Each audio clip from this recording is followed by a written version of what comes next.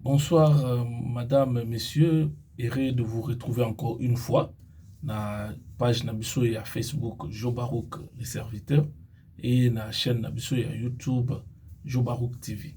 Nous avons vraiment un sengo mingi à kukuta nabino comme dengue zalaka. Tout se pela mingi kukuta na kanabino ko partager au eza actualité ko analyser yango ko meka un peu ko expliquer certaines choses.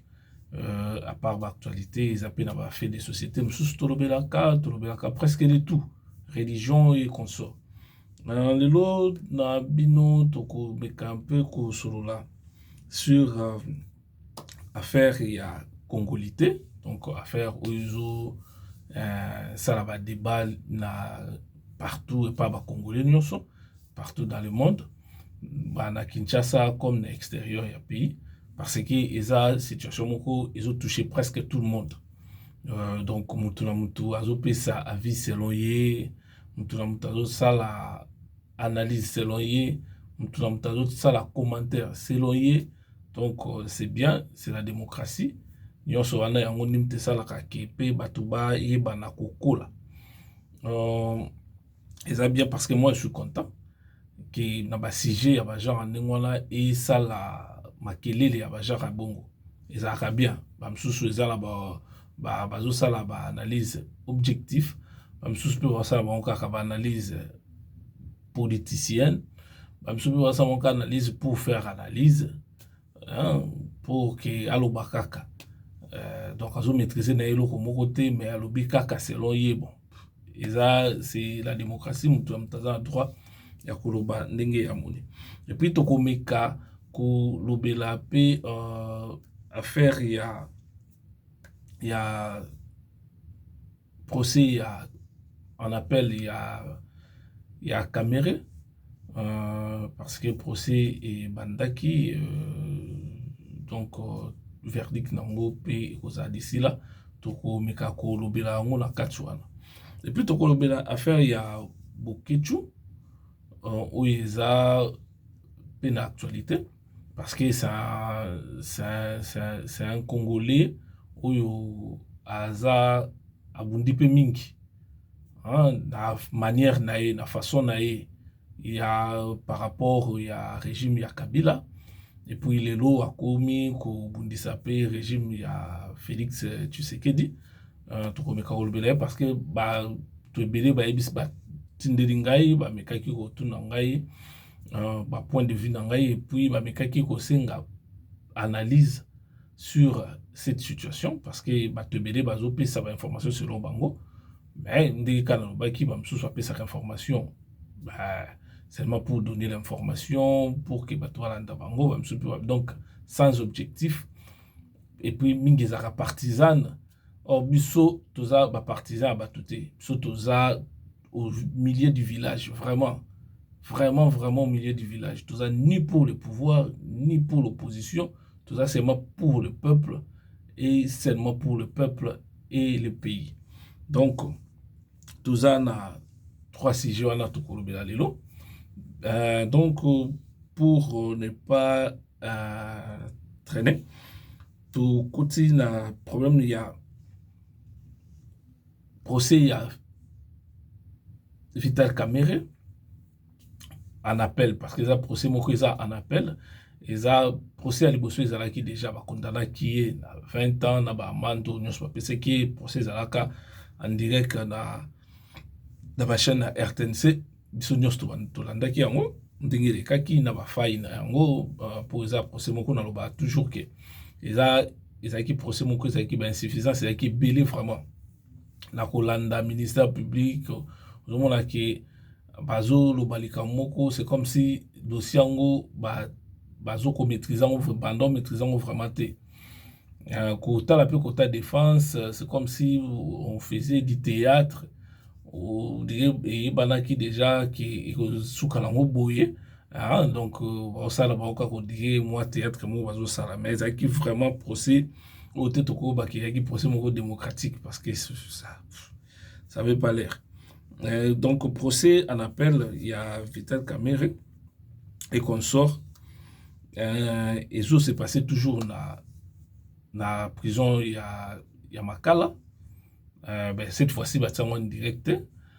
Et puis en plus de cela bah toupé ou le concerné bango moko baza vraiment été présent selon source na biso baza sur place te, mais ça c'est représenté seulement par leurs avocats. Avocat na bango nde mutu bazo koleka mpona kosala mpona komeka kopesa baelema mosusu oyo ezangaki kolakisa bainsuffisance mosusu ezalaki na première procès. Donc sikoyo yango mwa bosa sikoyo oyo babengi yango appel, parce que c'est-à-dire bakondamnaki bango na procès liboso bango bamoni ke procès wana ezalaki juste te, baza na droit na bango, parce que na démocratie c'est ça, et puis na justice c'est comme ça, baza na droit na bango ya kosala appel. Après avoir kosala appel oyo soki bamoni kaka ke base sentir kaka lésé, donc c'est-à-dire c'est que perdre les sous et qui va condamner kaka mutu na bango ba quitter te ba condamner la condamnation na ko ba qui sa peine, soki ba condamner qui na 20 ans ba ko taper 30 ans 40 ans ainsi de suite.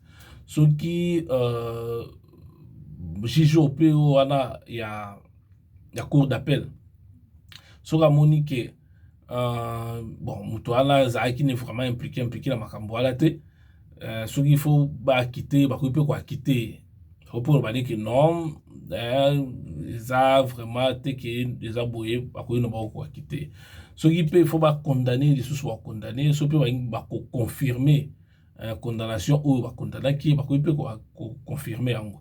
Alors ce qui est ça mi que ba continuer ko condamner parti ya Kamere na ba onyo so ba zo juger wana ba ko sala les sous au babengaka pouvoir en cassation.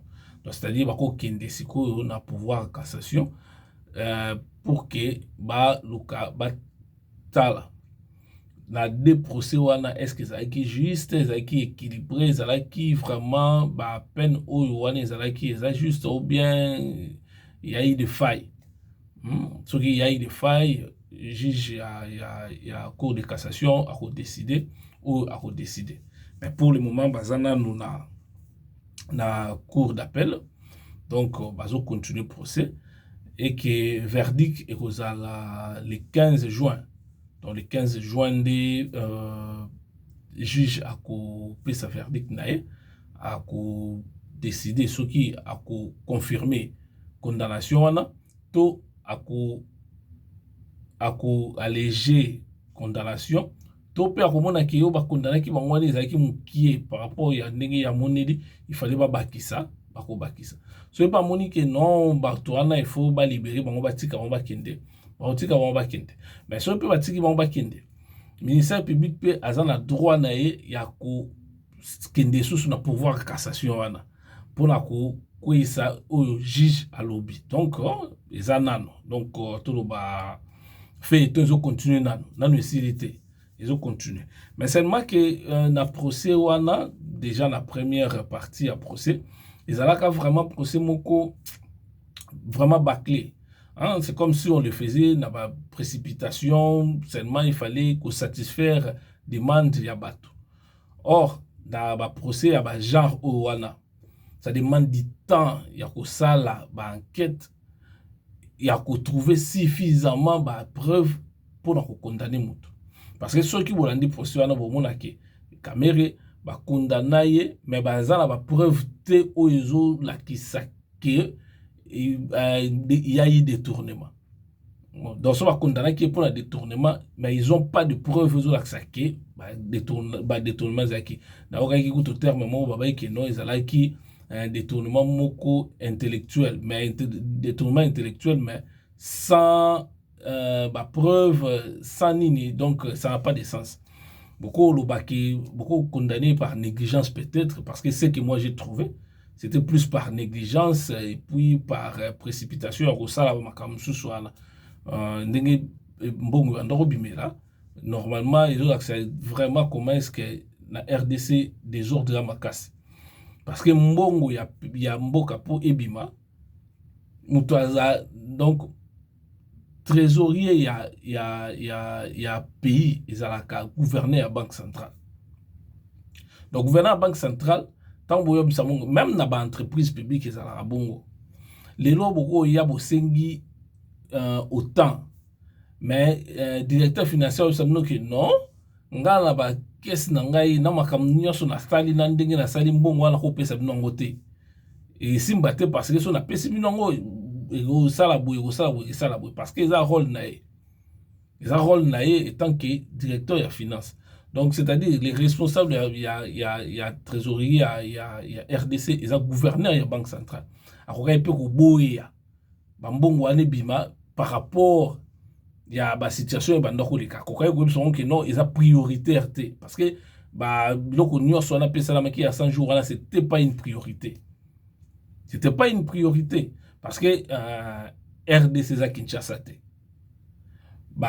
So mouton par exemple nde basalaki et koki ko diminuer peut-être la bibia et koki parce que diminuer peut-être c'est comme si ça continue toujours embouteillage et là c'est qu'ils priorité te hein o eza priorité za ki makamu susu za ki priorité za ki d'abord ko réconcilier politiciens congolais na population éducation il y a bana koluka ndenge ni ba moyen je vois moyen ya koluka ko améliorer situation sociale sanitaire économico financière ya ba congolais hein? Donc c'était vraiment ça la priorité donc pour la biso on est qui priorité donc et puis pour sango eza il y a eu seulement une partie à bateau bakanga tilelo mais soko tali tant la procès au monde il y a eu des bateaux sous façon il y a des caissements de salama qui n'ont bon des tambours comme moi qui bateaux sous ba responsabilité et puis les cas qui on a témoigner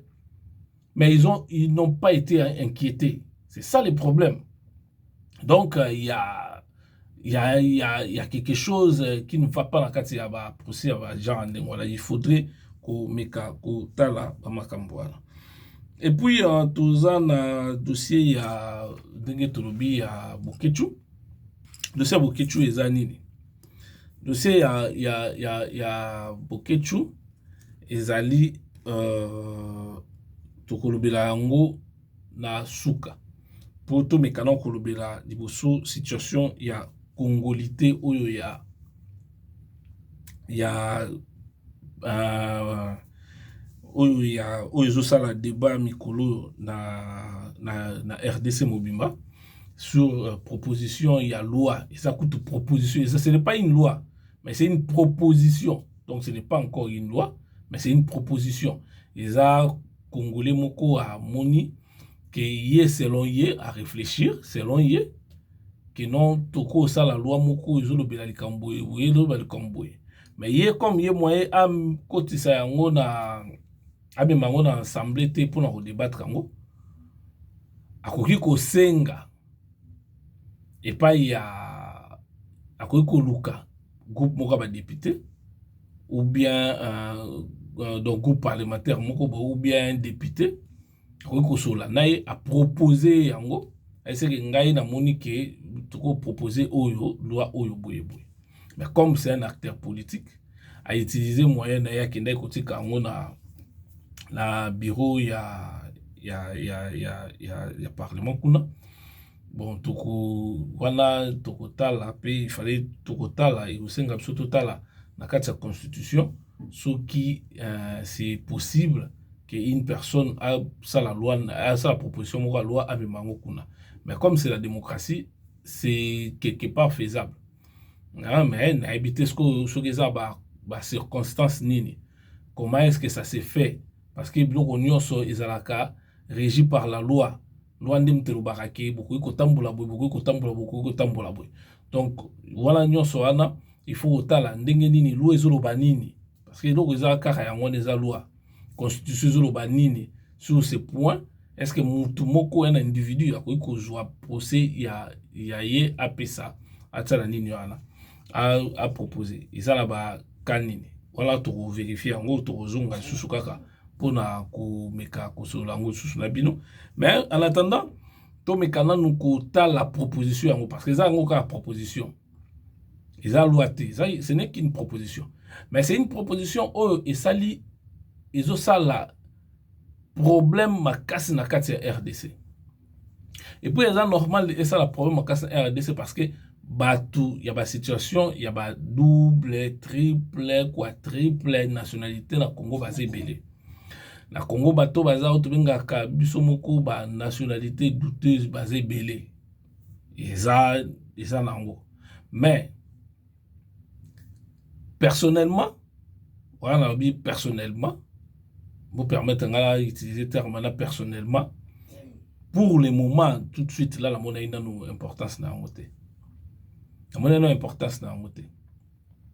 Parce que pour le moment, ils ont resté chercher d'abord. Il y a encore beaucoup de problèmes à résoudre. Il ne faut pas oublier que ça problème, il y a problème. Parce que même situation où, ils ont même situation, ils ont la Côte d'Ivoire. Et puis, ils ont la Côte d'Ivoire. Et ça, la situation où il faut qu'il y ait des nezali. Il faut qu'il y ait des nezali. Mais, ce que vous remarquez,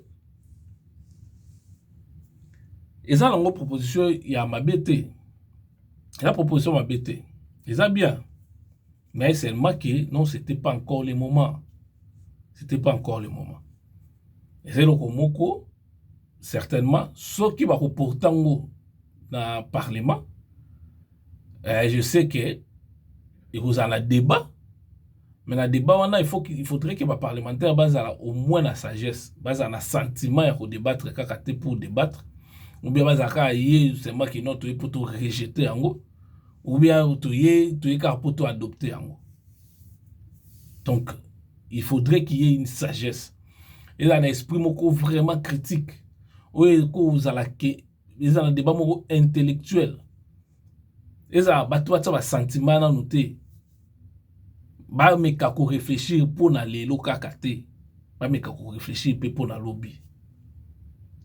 Loi wana tango koya, et ko apporter nini? Ya bon. Tu ko apporter nini ya mabe. Avantage na ngo eza nini? Danger na ngo eza nini? Parce que c'est comme ça qu'on réfléchit dans la situation où ils ont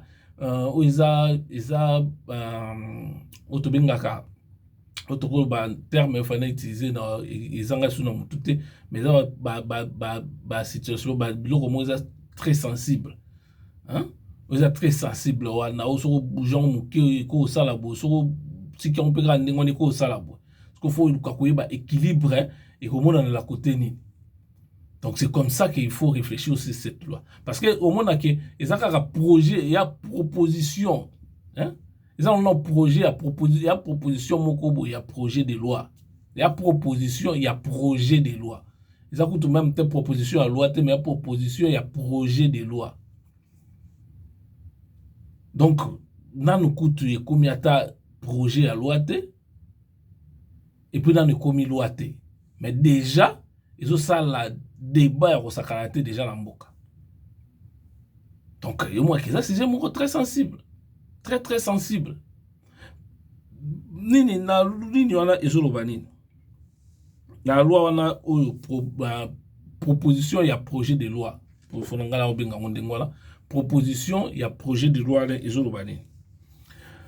Proposition à projet de loi, Ezoloba, que pour la cause président de la République, na RDC, faut la papa na yo azala za congolais, maman o abotio azala congolais, ba koko na yo pe kota papa na maman bazala ba congolais.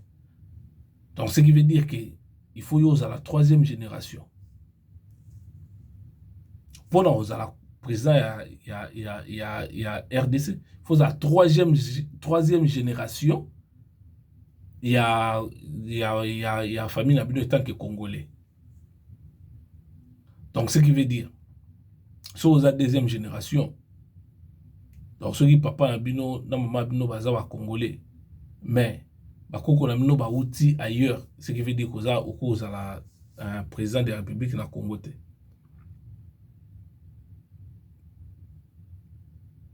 Il faut réfléchir sur ce point-là. ya moni ki nakangi maboko na mzomeka ko réfléchir na bino.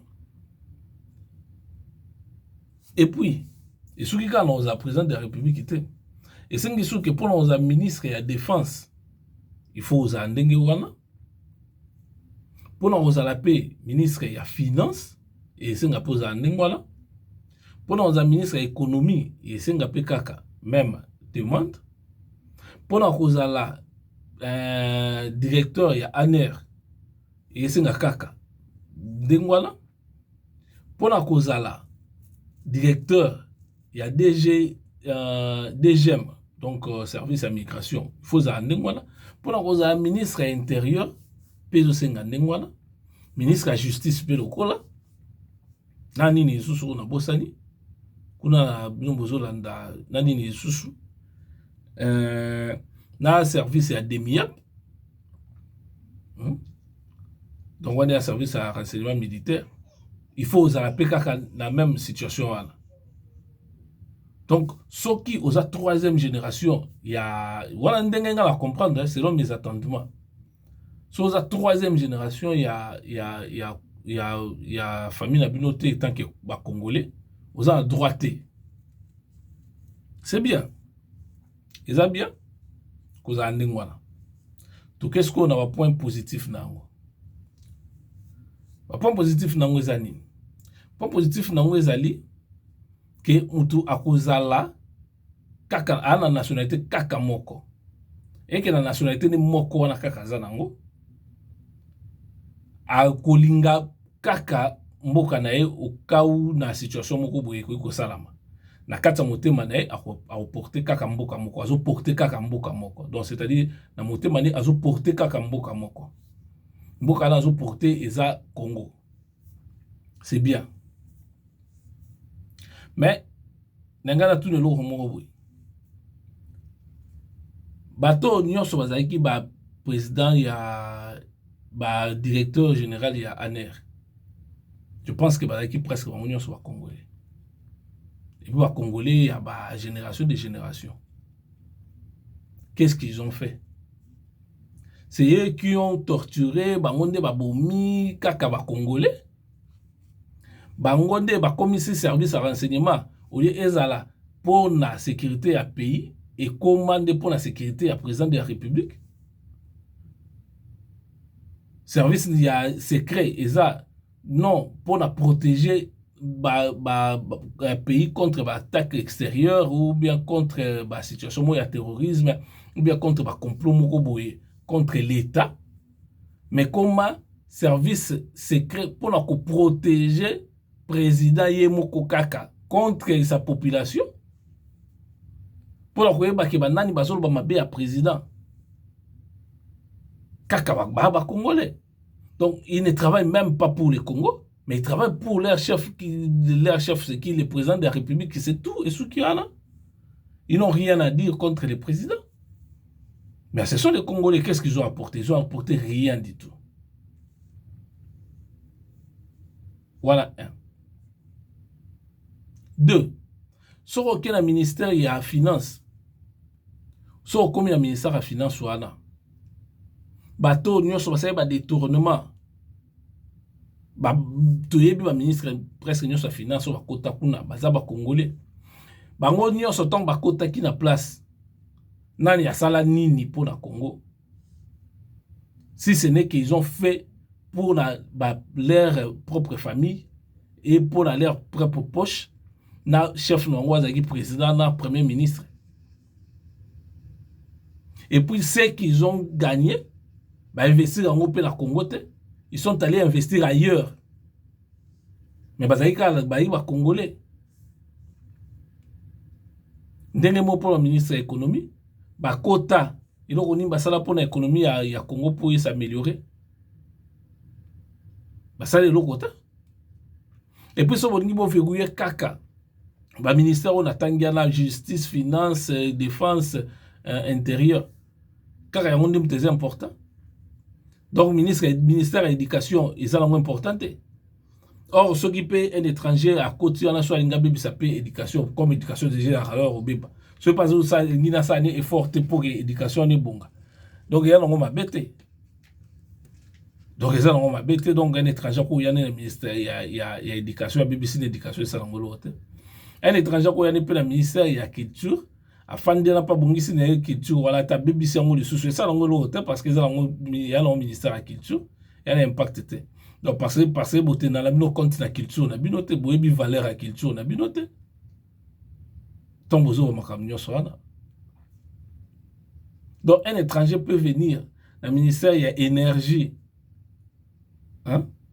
À côté na ye à sali na ye ke ba contrat moko boye ya malonga te par rapport ya ba barrage ya ou bien par rapport ya ba exploitation ba hydrocarbures ou bien bloc comme sous et ça l'ongolo côté parce que ya les alongo importante un étranger ko ya na ministère à mine à brader na ye ba nini ba mine nyonso ya Congo ndinga lingi motema na sali ndinga ça l'ongolo côté parce que ça l'ongo importante.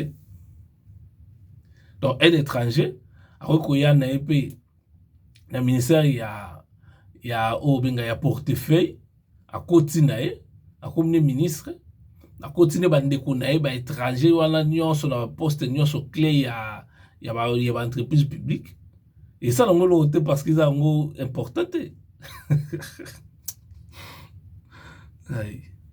Ce qui, bon, c'est bien. Moi, je ne pense pas qu'un gars naza intelligent que les bateaux ne soient réfléchis sur ce point-là. Non, je ne pense pas. Je ne pense pas. Mais seulement que ceux qui vont pour ça, il ne faut pas que ça l'ango, il faut ça l'ango bien. C'est pour ça qu'il faut ça l'ango bien. Et ça vraiment bien sur ça il cambo bien. Surtout sur ça il cambo sans parti pris. Et ça bien. Parce que moi, ce que je ne comprends pas, c'est que cause à la Congolais, nous avons que yonde ou lingaka Congo mingi koleka batu nyonso. Non. Eza na batu misusu. C'est un étranger. Surtout toujours comme un étranger. Aza kutata la nationalité congolaise. Mais aza la poste moko boye. Azo travailler mieux que un Congolais, il y a papa la maman la bakoko. Bazé belé.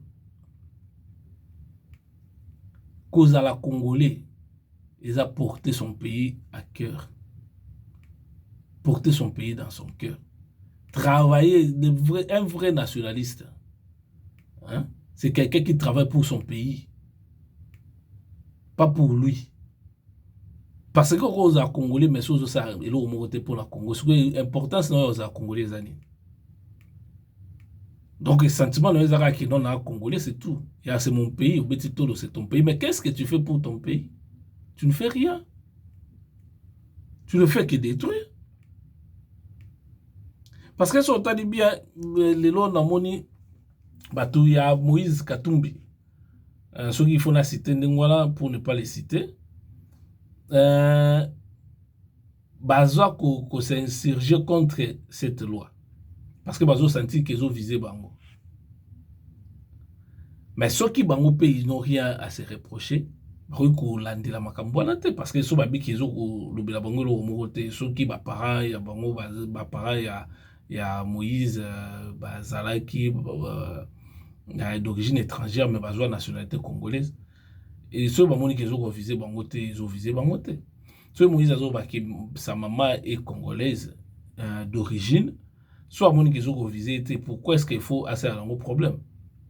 Parce que si les Cambodgiens ont commencé à un problème et commander des situations, il y a Ouattara, na Gbagbo, na Côte d'Ivoire. Si vous voyez de ce côté, il y a des bateaux qui commis suspect. Ce qui Moïse a preuve na union, que maman naïe c'était une Congolaise et que papa naïe a une nationalité congolaise. Et moi je ne vois pas pourquoi est-ce que Akoko s'inquiétait na Makambwana.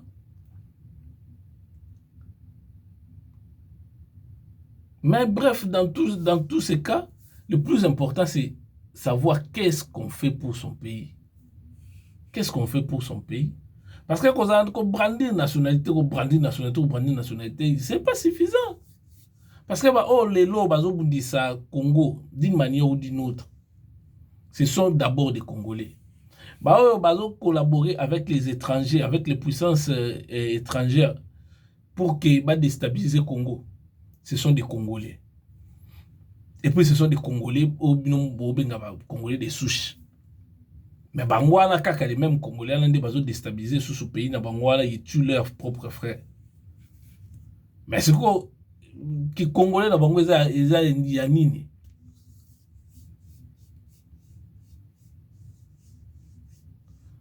Donc, il faut qu'au tal attend besoin porter projet à loi. Qu'est-ce qu'il faut faire? Et donc, c'est le plus important. Il y a un projet, il y a une loi, il y a un il faut taper plus sur la moralité. Il faut trancher plus sur la moralité. Il faut que c'est simple. Si vous savez que vous avez postuler sur la place du président de la République ou bien la place du ministre. Parce qu'il y a beaucoup de gens qui ont des problèmes sur leur moralité. Parce qu'ils sont impliqués dans la situation, il y a vol, il y a même des cité, il y a enrichissement illicite, donc il y a détournement et consort, il y a si vous avez plus que non, un poste de président de la République, il faut Moutoumoko irréprochable.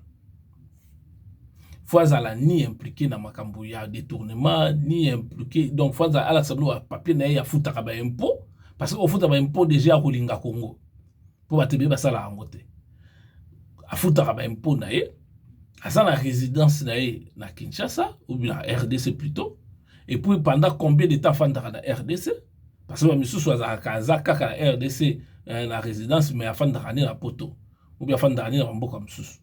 Il faut qu'il y ait un bloc union soit là. Il faut qu'il y ait un problème judiciaire. Donc il faut être irréprochable. Il faut ça irréprochable. Pour faut pendant la période où na fandi libanda ya Congo qui a fandi na kati ya Congo te. Parce que le plus important c'est kota la rattachement ya mutu na mboka wana. Et ça batu homme susu bazana babotami na Congo des parents étrangers. Des parents étrangers plutôt. Bafanda la Congo, baza ba congolais. Baza ba congolais puis balinkaka Congo. Se manifeste le barakutu que non moi je suis congolais. Et puis ils préfèrent être congolais que la nationalité à leurs parents naé. Et puis sur la carte naé bon parce que nous on a la carte d'identité mais au moins elle même un passeport congolais ou ça un passeport té maza document moko bozo là ça dit acte d'attestation acte de naissance comme nationalité congolaise. Il faut qu'on lingana au niveau du Congo avant qu'on soit congolais. Parce que on a congolais à papa la maman na ba koko le belo mo côté. Et le belo côté. Et le belo côté.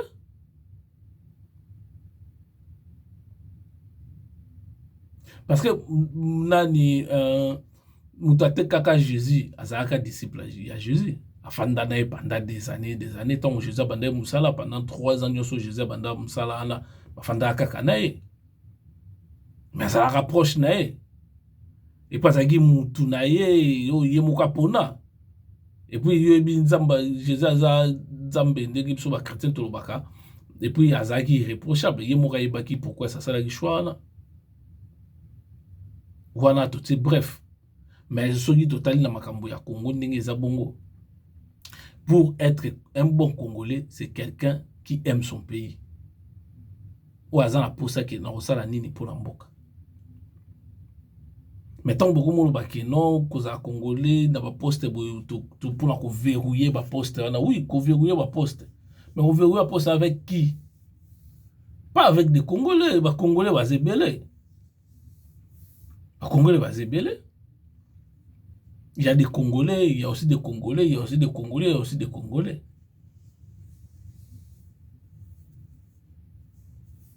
Donc il faut que Bolu Kandé loi et la loi moko parce que cause à Congolais déjà, Moutaza Congolais, ils ont par droit de sol, déjà, ils ont déjà acquis parce que bateau nyonso ba na Congo, baza d'office congolais parce qu'ils ont loi à Bandaka. Mais à Kolobaki Ozana, ba parents congolais, c'est bien.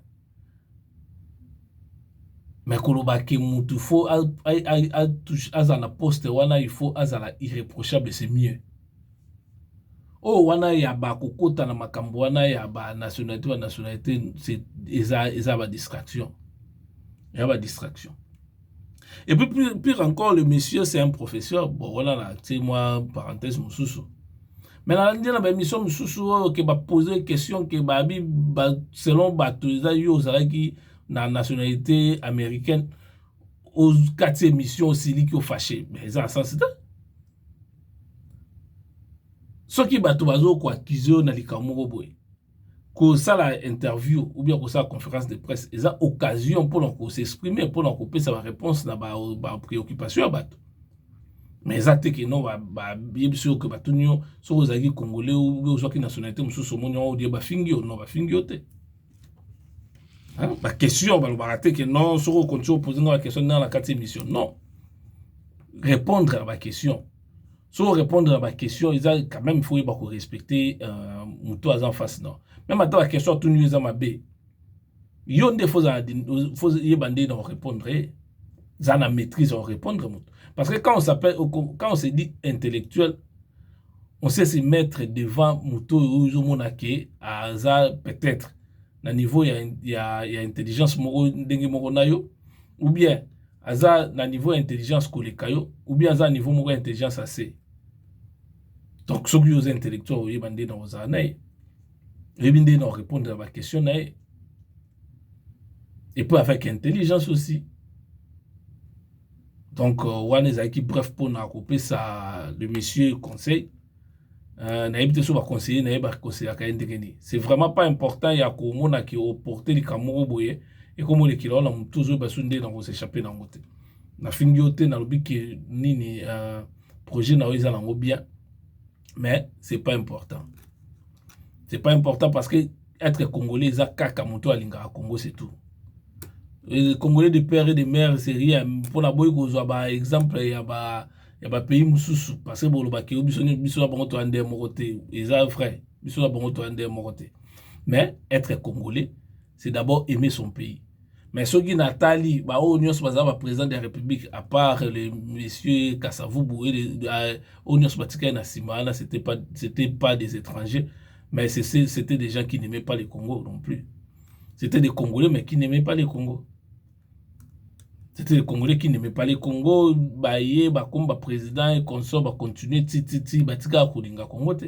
Parce qu'ils n'ont pas servi les Congo, mais plutôt ils se sont servis eux et leurs familles. C'est ça le problème. Donc situation à Congolité autour continuer dans je pense samedi dimanche. Pour tout le bilango, tout en live na la page il y a Facebook à partir de 21h. Dimanche, tout en live à partir de 21h sur Bongo Landabiso, tout le bilango à Congolité, bien vraiment, avec des détails. Donc en passant, toujours le bilango, il y a arrestation, il y a Bokechu. Ou yo ba combattant na Belgique ou bien d'ailleurs ba benga Hawaii Yambo parce que ça beaucoup tout premier et combo de ba no benga tant avec musicien bakanga qui est le 18 bakanga qui est le 18 mai ba qui na Paris parce que le président Félix Tshisekedi Falaya na sommet moko ezalaki na Paris tango aye bango suku ndenge ezalaka kaka ba opposant baye pour na ko protester surtout par rapport ya présence sous ya Kagame et puis na ba makambo mususu nyonso ba contentieux électoral nyonso les kala na Congo na makambo nyonso wana et tant que ba opposant bazaki libre ya kosala mouvement na bango. Ndenge ezalaki wana bakangaki ye alekaki liboso ya juge asambaki bakokatela ye juge akose décider le 25 juin. Donc soki nabosani te eza le 25 juin de jour juge akodécider sur son sort. Parce que bakangelaki ye mpona nini? Bakangaki ye mpona affaire moko elekaki na 2014. Eza kutu nde bato mosusu baloba te 2015 non, elekaki na 2014 lorsque Kabila ayaka il fallait bakutana na François Hollande wazaki président à l'époque, il fallait bakutana na ye, et surtout il fallait qu'on la situation à RDC et puis la situation à Centrafrique ndenge ba désordre bandoza déjà en Centrafrique. Bon, pour bango bayaki bazalaki déjà wana batsaki ndenge zala kaka ba se manifester contre ye parce que Joseph Kabila moutinyo so que c'était un dictateur sanguinaire surtout. Yaki siko wana pona ko protester contre présence na wana que ndenge nini France zo soutenir ko yamba mutundeti Kabila après tout ce qu'il fait au Congolais, ce qui était légitime. Président Moussa na bango ba combattant yaki nde lobaki proféraki insulte menace makamoko ba genre ndengwana contre la personne ya Joseph Kabila. Alors batu ya Joseph Kabila portaki plainte protestaki contre biloko wana nyonso wana ndenge basalaki, et que boketu na batu o msusu basalaki wana interdisaki bango entrer na territoire ya France. Batindele bango parcourir parce que la plupart bazaki baza na Belgique. Batindele bango parcourir par rapport à l'adresse na bango. Babisaki bango ke baya okota sous na France te. Ce qu'on ndenge batindele bango parcourir selon information to na bango. Ninga msusu bazwaki parcourir wana basalaki appel parce que ils ont autorisé na loi en France que non soki condamné mino eloko mo boza na droit la mino ko sala appel. Ninga msusu basalaki appel, mais hier par peut-être koyaki na adresse o yaye bakite atikalaka kozwa courrier wana te selon dire na ye, donc moi ça la appel na yango ezalaki te. Mais or moko na loi ezalaka soki batindaki courrier leki dia bane et qui au répondre te bango ba conseiller que non c'est que courrier komaki yonde osaki négligence yango bango ba batsaki yonde ngwa, mais liboso ya juge bayebaki na ko se défendre, juge a ko se décider à partir du 25 juin de to koyeba nini mais na ozonga pe na koyebisa bino siko azo risquer ni violation là ya territoire français, azo risquer 3 ans en prison. 3 ans en prison après zongisiye na mboka na ya fanda. Kozongisiye na mboka fanda rengo bateke bazongisiye na Kinshasa. Non, adresse na ye, bazongisiye na adresse na ye o bango baza na yango. Bayebi ke adresse na ye et puis aza résident na Belgique. Aza na statut ba réfugié, ya ba exilé politique na Belgique. Donc soki ndenge bakangi bongo awa. Soki ba décider ke ba kateli poison risquer 3 ans en prison. Soit bakateli 3 ans en prison te. Soit bakateli 3 ans en prison te. Ako zonga kaka na Belgique kuna. Mais bakopesa ya amende. Donc ça bako kateli 3 ans en prison ou bien une année ou bien 2 ans en prison ou bien une année et demie ou bien 2 ans et demi. Il y a prison. Mais bako kopesa kaka amende. Bako pour libérer mais babisi ga bima.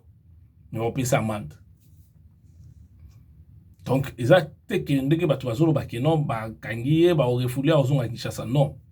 Et puis ndé ba kangiye wana même ata ndenge tozolo ba ke batu mususu bazolo ba ke non ça marche il faut Belgique lo ba oui Belgique ko lo ba mais où isa loi isa France yé à côté na territoire pendant que azaki na interdiction à territoire mais ya côté ba tant ba kangiye ba vérifier ba moni ke azaki na interdiction à territoire.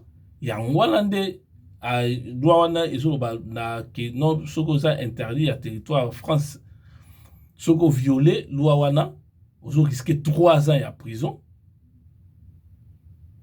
Vous risquez 3 ans à prison na amende. Donc, bah, habitez que vous avez 3 ans, mais vous avez une année. Or, en France, souvent, si vous avez une année, mingi, bah, ça la prison. Si vous avez moins de 2 ans, bah, ça la prison. Ça la, bah, juge moko décider de bandozala. Mais l'homme sur ça nous peut présenter. Mais si vous avez amende, à Rosonga na Belgique, mais amende na Hollande kuna, papier na amende, Hollande il faut fouta. Mais à ça na droit na ya ko sala appel na ceux qui ba condamné. So ba condamné ya moniki non ça juste été à ko sala appel.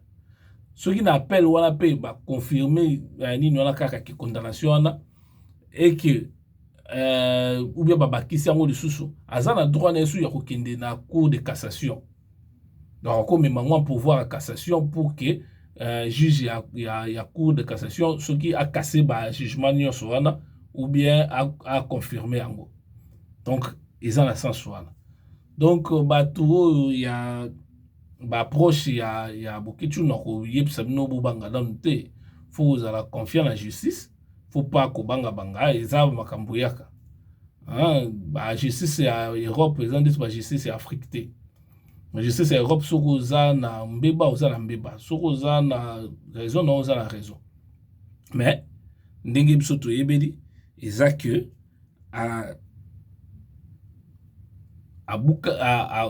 zwaki interdiction mais hier alobi que a zwaki les traité pour se défendre. Ba avocat na ba défendre qui est toujours zélandais siko juge ayeba ko décider. Donc ils ont ndengwala exact que non ils ont makambo non ils ont makambo il en 2014 par rapport ya avenir à Kabila en France. Donc il est kaki ndengwala yango na ko senga moni biso to sala ba analyse to vérifier ka to tangi constitution to tangi makambo susu ndengeni loi ya France ezolobela nini par rapport ya situation wana ya no moni to zwa ki tanyo so tang bato bazolo bato nota ya komeka kotala ndenge une évolution makambo ezali et puis ya ko zwa loi wana to tanga ngono bien pour tout comprendre de après to ya ko pesa bino information na zo ko remercier ba source na biso nyonso ba information au baza en Europe na Amérique na Afrique surtout na RDC toujours remercier bino nyonso vraiment surtout mon ami Patrick Chilonda il est vraiment ndemto aza parmi ba source na biso vraiment ya information toujours remercier beaucoup et puis na bato nyonso bazali ko soutenir biso nyonso bazali ko continuer ko partager ba vidéo bazali ko luka ko faire ko ça ba publicité pour na page na biso et puis pour na chaîne vraiment toujours ko remercier bino nyonso ceux qui nzamba zongité to kokutana na prochaine émission. Ciao.